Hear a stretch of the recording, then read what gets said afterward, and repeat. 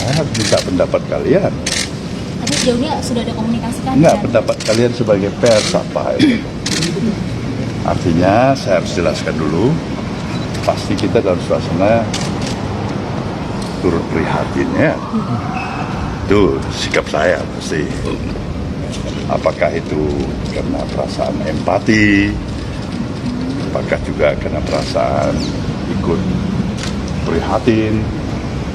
Nah, saya pasti tidak bergembira menerima suatu kabar seperti itu. Kenapa? Karena harapan kita semuanya bisa berjalan sebagaimana yang kita harapkan bersama. Itu pasti sikap Nasdem. Itu kalau soal masalah itu. Persetujuan belum tuntas didapat. Kemungkinan ke arah itu bisa saja terjadi, tapi saya pikir belum terformalkan sedemikian rupa, kata Paloh di Nasdem Tower, Gondangdia, Jakarta Pusat, Kamis malam. Surya Paloh berbicara usai rapat bersama partainya dan Anies Baswedan. Pertemuan ini digelar setelah muncul dinamika terbaru berasal dari Partai Demokrat yang mengabarkan soal adanya duet Anies Caimin. Duet yang tidak disetujui Demokrat. Surya Paloh meminta semuanya untuk menunggu hasil akhirnya. Jadi kita tunggu perkembangan 1-2 hari ini, kata Surya Paloh. Perkara apakah Surya Paloh setuju dengan duet Anies Caimin, Surya Paloh tidak tegas menjawab. Soalnya ini belum pasti. Kalau persetujuan dalam arti kata mengangguk-angguk saja kan itu belum tentu sepenuhnya, kata dia. Sebelumnya, Partai Demokrat mengungkapkan pihaknya merasa dihianati dengan duet Anies Caimin. Sebagaimana diketahui, Partai Demokrat punya Ketua Umum Agus Harimurti Yudhoyono, AHY yang juga potensial menjadi cawapres Anies. Saya menangkap itu sebagai satu protes sebetulnya oleh SBY itu, dan kita tahu bahwa itu akan terjadi itu karena pertarungan terakhir yaitu AHY harus ada di dalam komposisi politik, ternyata dia tersingkir. Tapi banyak orang yang menganggap bahwa mungkin juga ada kalkulasi yang lebih jauh dari SBY bahwa Agus Harimurti akan diedarkan lagi ke dalam mungkin ke PDIP atau bahkan mungkin Pak Prabowo. Tetapi poin kita adalah di dalam politik ada yang disebut maksimum minimum tuh. Apa yang maksimum bisa dicapai, apa yang minimum harus dipertahankan tuh. Nah, orang menganggap bahwa Pak SBY itu mengambil yang maksimum, padahal ada yang minimum mas itu, yaitu masuk di dalam koalisi tapi kemudian mengambil inisiatif untuk memimpin. Tetapi itu juga kalkulasi yang mungkin bagi Pak Surya Paloh itu juga berbahaya. Dan kata Surya Paloh belum terformalkan. Hanya memang saya juga mendengar bahwa konon katanya akan dimigrasikan ke Surabaya para relawan. Saya tidak tahu kenapa mereka semua disuruh merapat di Surabaya. Jangan-jangan memang akan dideklarasikan di Surabaya. Pertanyaannya why Surabaya? Karena Surabaya adalah kota di mana keterpilihan Anies kecil sekali. Nah, kalau Caimin ada di sana, ya diharapkan bahwa Caimin menjadi tuan rumah.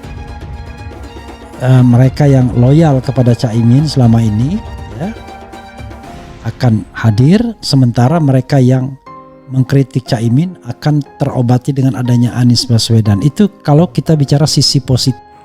Anies Muhaimin bisa menang. Dikutip dari Sumbawa News Jakarta. Pada bulan lalu sekitar tanggal 22 Juni 2023 malam, saya mengirim pesan ke beberapa kolega bahwa akan terjadi migrasi dukungan PKB ke Anies Baswedan yang memimpin koalisi perubahan. Sebagian besar kolega itu tidak percaya sama sekali. Analisa beberapa kolega, mungkin sebagian besar publik atau analis politik tidak mungkin ke Anies Baswedan. Bisa jadi Muhaimin Iskandar yang akrab disapa Caimin itu akan diperiksa KPK dan Kejagung soal dugaan korupsi durian. Bagi saya, KPK dan Kejagung tak akan berani ekspos kasus tersebut, selain tak kuat bukti dan juga sudah lama bergulir. Bayangkan 3 kali pilpres atau 15 tahun kasus itu tak ada kabarnya. Namun kasus itu hanya muncul sebagai blasting booster kekuatan politik maupun kelompok di luar PKB yang ingin mengambil alih kepemimpinan Caimin.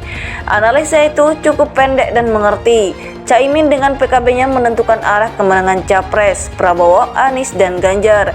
Kemana dukungan PKB berlabuh dan bersandar, disitulah kekuatan kemenangan.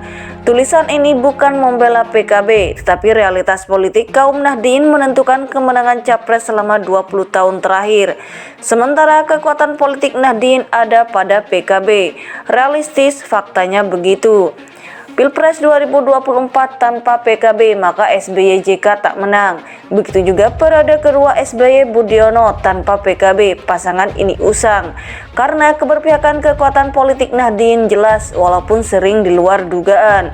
Begitu juga berganti rezim politik pemerintahan ke Jokowi JK. Tanpa PKB tak ada koalisi tersebut. Walaupun partai pemegang koalisi ada pada PDIP. Pada periode kedua pun pasangan Jokowi Ma'ruf Amin. Tanpa PKB tak bisa menahan laju pertumbuhan isu agama, ras, suku, dan golongan. Karena kekuatan politik NU menahan dan melawan isu rasial ini.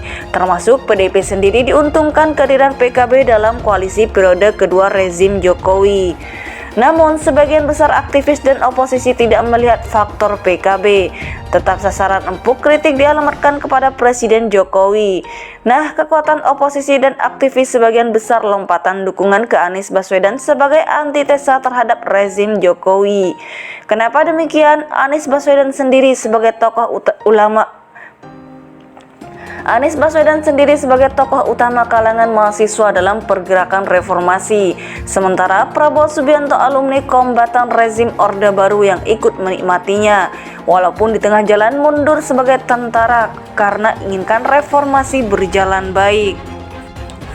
Sementara Ganjar Pranowo tak terlihat jelas dalam peta gerakan reformasi 1998, walaupun banyak yang mengakuinya terlibat dalam gerakan reformasi, tapi tak terdengar santer seperti Anies Baswedan, Muhaimin Iskandar, Budiman Sujatmiko, Faisal Asgaf, Fahri Hamzah, Andi Arief, dan lainnya. Itulah yang membuat banyak aktivis pindah dukungan ke Anies Baswedan dalam Pilpres 2024 mendatang sebagai antitesa rezim Jokowi. Kembali ke analisa pada saat simulasi Capres-Cawapres muncul. Pertama, Prabowo Muhaimin, Ganjar Sandiaga, Anies AHY. Maka yang keluar sebagai pemenang adalah Prabowo Muhaimin. Tetapi Prabowo enggan meminang Caimin, kena mental rezim. Termasuk kekecewaan PKB merubah nama koalisi dari KKIR menjadi Indonesia Maju.